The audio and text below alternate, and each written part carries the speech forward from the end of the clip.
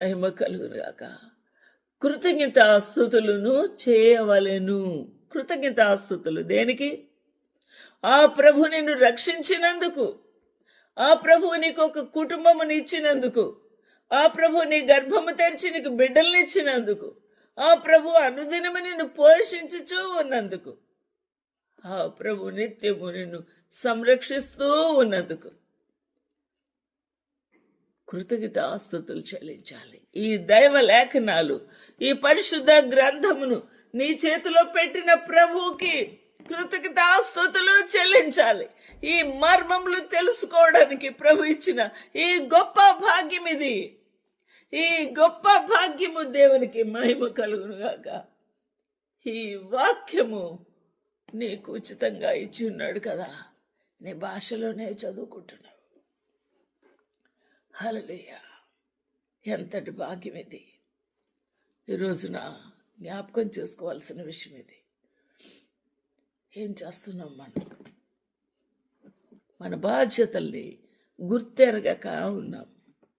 కుళాయిలో ఏం చేస్తారో తెలుసండి, ఎవరి మట్టుకు వారికి ఫాస్ట్గా పనులు అయిపోవాలి కాబట్టి, ఎవరి మట్టుకు వారికి నీళ్లు త్వరగా నింపుకోవాలి కాబట్టి, నా బిందె ముందు నా బిందె ముందు అని దెబ్బలాడుకోవడమే ఎక్కువైపోతుంది. ఇంకా ఆ గొడవలు ఎంత రచ్చకెక్కుతాయంటే పోలీస్ స్టేషన్ వరకు వెళ్ళిపోతాయి. ఈరోజు నా అర్థం చేసుకుంటే ఎందుకు ఇంత గొడవలు వస్తున్నాయంటే, ఎందుకు వస్తున్నాయండి? ఎందుకు?